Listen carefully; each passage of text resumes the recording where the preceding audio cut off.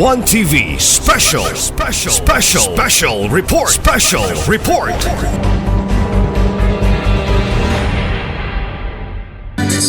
Mayong buntag. Morning! Thank you, sir. Akong pagtahod sa ato ang congressman sa 2nd District, si Congressman Ando Waminal, ang atong governor sa probinsya, ang atong mahal nga governor, Governor Henry S. Waminal, o ang atong pinalanggang mayor, Honorable Mayor Jojo Roa of Clarin, and then ang ato ang mga other elected officials o atong mga barangay officials, and also to Honorable Maliksi, the ABC President nga maoy ga-organize po anang niat uban in support sa ato ang mayor, no? Ang ato ang one barangay, one product. I would like to congratulate everyone, no, for this celebration of your Araw ng Clarin. And one of the major activities nga inyong gihimo, pag-showcase sa inyong products. There are 29 barangays, gi-cluster ninyo into 7, I think. Yeah, 7 clusters, no. Before I have my message of support, I would like to inform everyone that Clarin is very close to my heart. Nga naman, taga Clarin ang akong papa. Diri gani siya gilubong, and even my brother. And I think when I retire, I will stay in Clarin because naami space in Clarin. And sa gagmay pagyud mi, ang among residence is naa sa Usamis at that time because nahimong chief mechanic ang akong father sa Misamis Lumber Electric Company, karon Moel Situna. So but we used to visit here sa among mga relatives sa akong lola. And I used to go sa mga basakan. Okay. So that is why it's very close to my heart. Kaya lang wala ko nakit-an diri because I had my education elementary up to high school in Usami City, and then I got a scholarship sa Mindanao State University in Marawi. Then nasangit ko sa Iligan, dito ko nang empleo for 34 years. Now I was requested last 2022 to come over and be the OIC Provincial Director of the Department of Trade and Industry. Actually before nakain kong wala namang ko diri, but wala dugay na ko wala sa Misamis Occidental. But then dili ka dinay sa akong heart that I have to come here and help the Misamisnon because I am a Misamisnon. And more so, my father is from Clarin, so we really identified ourselves nga Clarinian.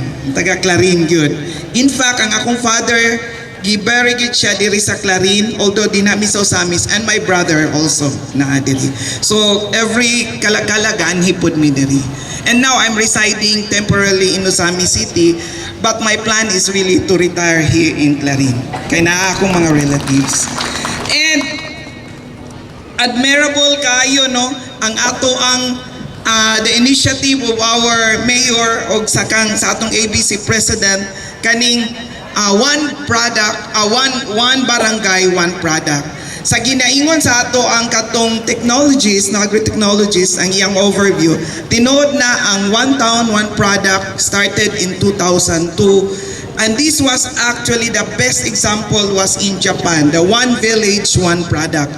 Ilang gi-identify unsa ang resources nga naa dinha sa isa ka village, unsa ang skills nga naa dinha sa village, ila dayong i-process, no.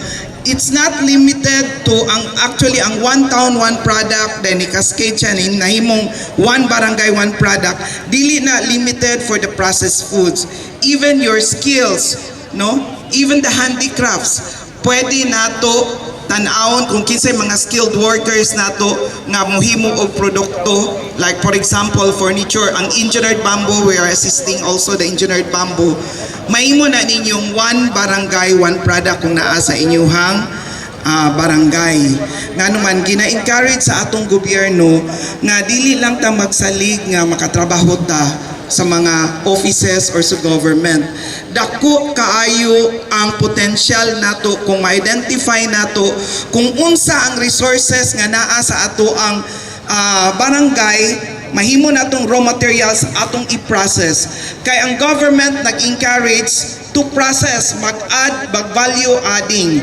Naay nahitabo for a long time naamang ko sa Iligan at that time. And we're covering Lanao del Norte, Iligan City and Lanao del Norte. Based sa among research, nakita na mo nga ang kanang lampakanay nga grass, kanang grass lang nga mutubo, ang in English na niya cattails. Gi-dry na siya, gi-deliver dito sa Cebu. Dito sa Cebu, gihimo nilang baskets o other home furnishing. Gi-export nila sa Europe. In fact, when I had my master's in Sweden, nakita na ako dito ang mga baskets. I'm sure gikan gyud ni sa Pilipinas. So pag-research na mga 14 years kana nga grass gipangkat nila gi-dry, so ang naitabo ang income ra nila is supplying the dried cattails or kanang lampakanay grass. Ang among gihimo og sa local government nganong mo supply ra man ta, nganong dili nato himuon diri ang baskets para maka-generate ta og employment. So ang nahitabo we have fundings before at that time together with the local government unit na sa munisipyo sa Kapatagan nga ay atong kuanan unsa may need gitudloan na mo nakakuha mi og trainer, gitudloan na mo sa permiro pag strip sa grass and then gihimo nga basket. Unsa toy requirement, nag-contact sa Cebu unsaon paghimo sa ilang baskets.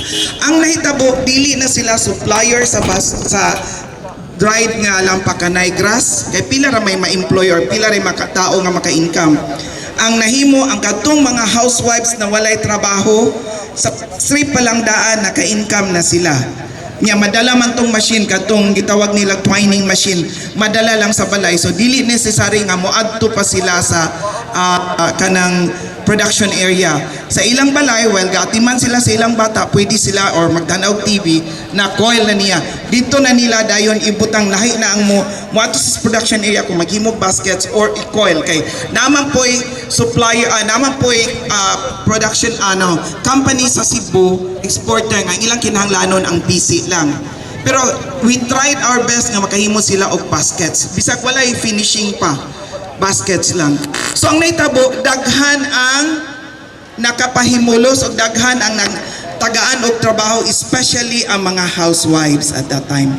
That is why kaning inyo diri, daghan man mo og mga agri-products, try to think kung unsa pay unsaon ninyo pag-process. Kaya kung ma-process na siya, ang DTI, we are encouraging the people to do the entrepreneurship.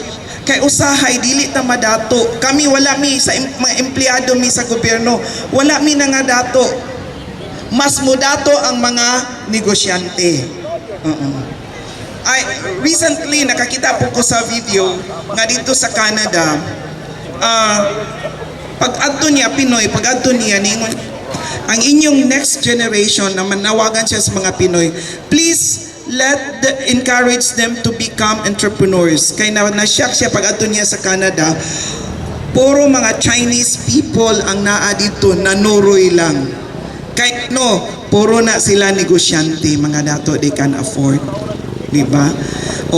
So this is a very good initiative and we are encouraging together with Mayor Roa, ipadayon nato ni nga mahimong negosyante, i-process nato ang raw materials. And whatever it kanang dili lang kay sa raw materials, dili lang sa food processing, even that kaning say tawag ani sa ato ang kanang skills nato, handicrafts.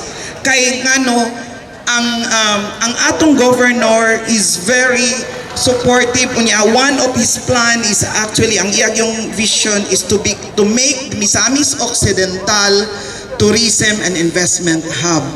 Now, datay mga turista, ang atong produkto is support to tourism. Ngano man ang mga turista kung mga especially we're looking at pag-open sa bridge hopefully in June. Ako kay gaulian pa man gyud kog Iligan and then normally I travel sa Cagayan de Oro 4 kanang among mga meetings, daghang yung niingon nga mama na gyud mi sa Misamis Occidental. Nagdili na kay na sila kakuan ron og travel kay ngano tungod sa barge kay malangan. But then kung ma-open ang bridge overnight kay magdala man sila cars, they are so excited to see sa Misamis Occidental kay mas daghang tag-tourism destinations diri compared sa Lanao. When I was in Lanao del Norte, diri man mi mangani for organizational culture. Diri mi manuroy. Ato mi sa Moab, diri sa Plaridel, then mulahos mi dito sa Dipolog. So, mas daghan pa, no? So, kita po diri sa Clarin, we should be ready. Very known ang Suman. Actually, kada mo adto ko dito pangayuan kog Suman, no? Very known ang Suman. We have to add more. Not only Suman, you can excel more.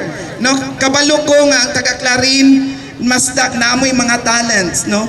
And then with the support of the government on the side sa DTI, we can kung naamoy processed foods, we can give first we can give a lecture on entrepreneurship para mainganyo mo unsaon nga pagnegosyo. We have our negosyo center natay gi-assign si Edril. Then next is if you have the products, bisag dili pa kay siya we can evaluate the quality unsay kwan og ang packaging and labeling, how we can enhance, because we regular nami kwan every year nami gitawag og assessment consultancy and triads. We hire consultants, and for the processed foods, food tech, ako gyud ang ga-hire ana agakuha ga kwan sa consultant dinha sa from food tech from Cagayan de Oro nga very expert gidala nako diri kay nailhan na nako sa Lanao when I was assigned in Lanao.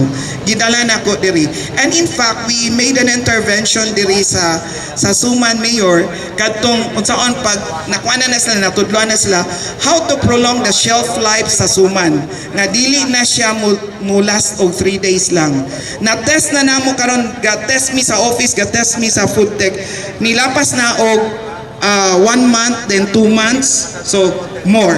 Naalang siya ikuan nga dapat vacuum pack kung naay method po nga gikuan. So then we will be soon kung mahuman na tong label nga packaging mayor, we will turn it over to you sa kuan para sa Suman. So in our little way, we can assist you. Why not? Basta naalang ang inyong produkto. Naman tay mandatory labeling requirements, we can tell you. Ako nang na namong stop tudloy kay ako mismo for a long time I've been the trade promo officers. We bring our products sa ako ga-escort ana sa Lanao del Norte to international food exhibitions and another food con, and my experience outside of the country, and my thesis is actually sensory marketing, of which wala gina diri sa kuan. But then I am trying to tell them ingon ani, hands-on ko nga gatudlo pud sa among staff. So you can approach si Edril. Ako po to siyang ingnon regarding, and after this program musuroy kumutan ako. What are those kanang gihimo na ninyo and how we can improve it? Ang atong kuan dilitam kuan kay ngano na ay support ang government is always on the lookout on saon pag assist sa atong mga gagmay nga negosyante kanang gitawag MSMEs, micro, small and medium enterprises. And then last year 2023 gisigna ni President Bongbong Marcos ang One Town One Product Law to institutionalize the auto program, of which ang ni go down mo sa one barangay para na ay funds, although at this time project management office pa lang ang naa sa kwan, but hopefully kung ma-in place na siya, we can assist more autopreneurs or obopreneurs. So the government try to approach not only DTI, there are kung sa skills na ang TESDA, for equipment na ang DOST. Na support ang government para sa atong mga gagmay nga negosyante. Ang kulang lang ang inyong initiative o ang inyong skills nga ipakita ninyo, nga inyong commitment o ang inyong produkto nga inyong gihimo. Let us work together para magmalambuon ang Clarin o ang Misamis Occidental. When I when I made my courtesy call to the governor, yan ang first ganyang question, asa man ang DTI sa 5Ms. Ang akong tubag sa Malambuon because we are helping the business sector, no. So kanang atong mga talent ngano man na nisikat ang suman nga daghan naman ta kayong produkto, cultural based na siya usahay, no. We don't ang kusog kaayang cultural tourism po nga pag adto nimo sa lugar daghan pang gusto mo tilaw sa inyong produkto. So naaputay kita I'm a member now of the kanang sa Asenso Misamis Occidental Culture and Arts Council. Later mag cultural mapping sila. At the same time we are encouraging the community to identify unsa nga product ang inyo for community based tourism ug unsa ang destination ana nga barangay. Then kung naay tourist, unsa may ma-offer sa inyuhang barangay nga pagkaon o mga souvenirs. Di ba? No? Mga souvenirs nga mukuan kay kanabita among mga staff manglaag ang dalon mga gagmay kay nga souvenirs ipanghatag. And most of all, ang pagkaon. Kay daghan pa kayong curious kung unsa ang pagkaon. I remember akong father, may kay tumuhimo og suman. So I know the history of suman. Ngano man, di ba?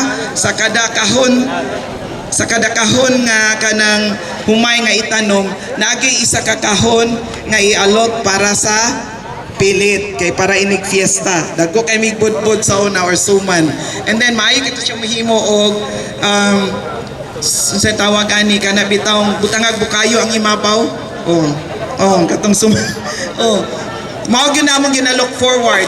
Then before mag-ani diri mo anhi dayon mi diri kay motilaw mi sa pinipig. Ang role namo magdala mi gatas ug ice. Okay, so there's so many things you can do, no. I'm happy na gyud ni ga-start nga kaning nana, no? Nana, i-process, we have to kuan unsa pa gyud ma-process nato. Use your creativity. Ang gingon ni Mayor Jojo, innovation is very important, no? And then the traditional one, ayaw mo kaulaw. Kang suman gani ni sikat mahantod karon pila na ka generation because ang mga turista, again, ang mga turista, they want to taste kung unsay anha nga kanang sitawag ani nga lugar or barangay. Dili man tanan nakakaon pa sa inyuhang luto ug inyong mga specialty. Ang mga tourist ra bagyod sa if we are inviting tourists in Europe, from Europe, dili na sila mutan-aw og mga kanang mga high-end nga mga products or kanang mga tawag ani kana bitawng pagkaon nga kanang high-end nga natilawan nila, ilang tan-awon ang inyong produkto because they want to try. Dili na sila pud ganahan nga kanang simento bisag sa payag-payag palang daan kay gunahan na sila mo try ana. If you kanang visit the place sa Siquijor na mga simentado na dito nga mga houses, mas daghan ang foreigner nga naa sa payag. Gisumhan naman na sila sa simento. Gisumhan na sila magsapatos. Gusto na sila magtiniil. Kay kung init, the more nga init, the more they praise nga maayo ni kay summer. Okay. Gikapoy na sila jacket. Okay. So, there's a lot of potential sa ato ang Clarin, no? Daghan pag yung kayo mong produkto, amaze ko, daghang banana na ay ato ang butong, no? Daghan kayo. All you have to do is your creative juices, no, to produce different products and also preserve the cultural tourism or ang atong food o ang atong destination. Daghang salamat o ang buntag katong tanan.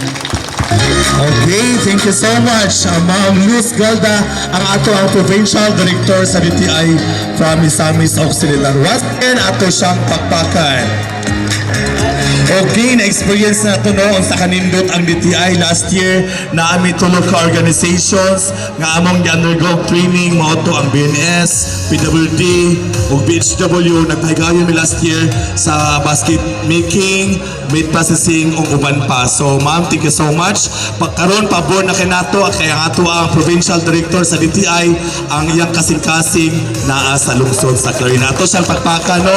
So maglangi yun pa ni Ma'am Luz nga mga tayong mga programa no sa matag barangay kung kinsa to mga punong barangay officials nga gusto mong training mo undergo atong i-request ang atong DTI kay base na mga organizations dito nga gusto sa maong mga training programs para makaabi just like sa atong suman nakita murag nagngita man masuro taog katong basket nga sudlanan kay wala man tayo production. Hopefully, this time maka-produce sa mga basket para kita sa barangay sa Clarin, kita na mo-produce sa suman o basket kay I guess murag nangita taglaing municipality or barangays nga dito tamag kuha sa maong suman natong basket no for souvenir. Okay, with that, so this time atong i-showcasing ang ato ang one barangay, one product. So we have 7 cluster. So diri na makita nato ang mga produkto sa nagkalalaing barangay no just like sa ato ang cluster 1 mao ang Panay, Kalikapan, Poblacion 3, Buton.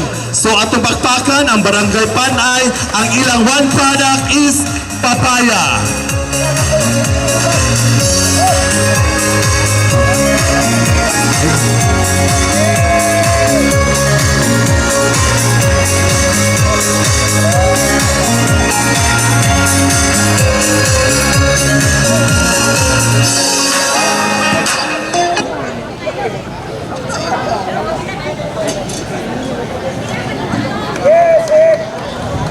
Sa atong halandong mayor, the action man of Clarin, Honorable Emeterio Jojo de Saroa Jr., our atiging ng bayan, Honorable Ging Waminal de los Santos, SB member in attendance, 29 barangays and SK officials, visitors, katawhan sa Clarin, mayong buntag kanatong tanan.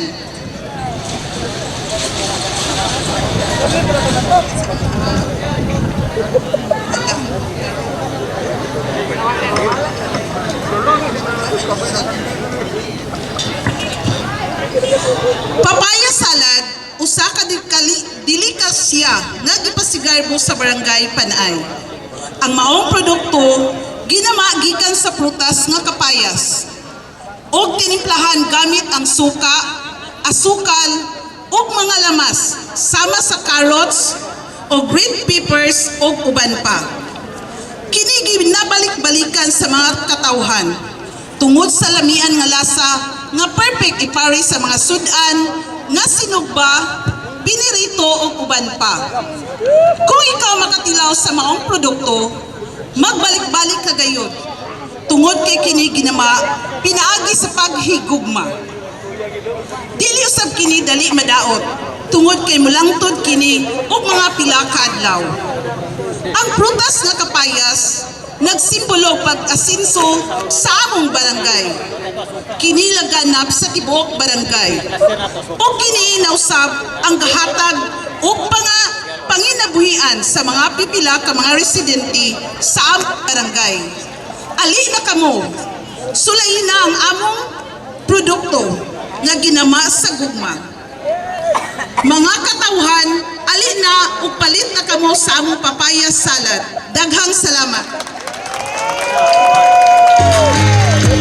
Okay, thank you so much no Barangay Panay mo to ang ilahang one barangay, one product. And of course with that, ang ato ang dili na to paistoryahon po na ubang barangay it because init kaayo so hapit ang atong paniudto so akto na lang i-announce no ang mga produkto sa matag barangay. Okay, this time ang barangay Kalikapan mao ang ilang produksyon, mao ang mga utan. So ato pagpakan ang Poblacion 3 mao ang Putumaya, no? Manginatag Putumaya, matutas Poblacion 3. Okay, from Barangay Biton, mga Lagotmon. So, Lagotmon, nabilong ni siya katong mga kamuting kahoy, kamuting balagon, o uban pa, mga ubi, gabi, ingunaan na ang mga Lagotmon. Okay, ang ato ang cluster 2, Kinangay Norte, mao ang Smiling Balls. So, nakailat ako sa Smiling Balls. Karon pa ko, papakutan ako sa Smiling Balls. Kuhanin ni siya katong Binangkal. Diyos ko Lord. Okay, from Gata Dako, mao ang saging, no? Nakita nato nga dagko kay ang saging. Amo to dagko saging. Okay, nindot kaayo ang ilang produkto no saging. Siguro nasa plantation dito sa Gata Dako. Ug ang Poblacion 1 mao ang inununan nga isda. So, nagkinanat ng isda nga inununan, muadto ta sa poblasyon uno. So, okay, mutilaw si Mayor unya kung lamian ba jud na ang ato ang inununan coming from poblasyon uno. Okay, ang Dilapas mao ang Kinason. So, nakita ginato itong papakan nga ang Dilapas, nga produkto sa Kinason, gahapon lamang, gapalit o isa ka balde nga Kinason si Mayor. Nindot ka no, dili lalim po ang produkto ang Kinason sa barang Dilapas, gumikan ila pa kanang salomon sa lawon. Okay, ato papakan? Ang Barangay Bernard. So, produkto po nila, mao ang saging. Nakita nin nato, ganiha pag abot sila produkto, nakita na ako kanindot ilang saging perting dagkua, kulay green pa. Dili pa pwede kanon. Okay, from cluster 3, coming from Kadibuan Dako, mao ang kasaba. Kasaba cake. Kasaba, different varieties of kasaba. Okay. Kasi tawana ka ng budbud, linidkid, kasaba cake. So, kung namoy mga fiesta, namoy mga bisita, order mo kasaba sa Kanibungan Dako. Okay, ito papakan from Dolores, akong barangay, rice. O say rice? Rice gracias? Oh, puto. So, kinahanglan mo puto at tungo sa among barangay kay naidaghang kuto rito. Production, no? Dili na tama atong Tunila, dili na tama atong Usamis, apan dili sa atong matang barangay, makita na to ang mga produkto. One barangay, one product. So, makinala, ilista ninyo, no? Kay Ponpon, magamit nato na. So, from Gata Jut, saging, no? Nakita na to, Gata Jut, haman to, saging. Ay, tuwara. O, tuwara. Cluster 3. Okay, from Sibasi, Kawayan, Bambo. Bambo, Barangay Sibasi, aha naman. Barangay Sibasi, Kawayan, okay. Sila ang nag-supply sa ato ang mga barbecue handrino, barbecue stick. So, from Barangay Sibasi, kung gusto mo direct selling, maka-discount mo, muadto mo sa Barangay Sibasi. Okay. One TV special report.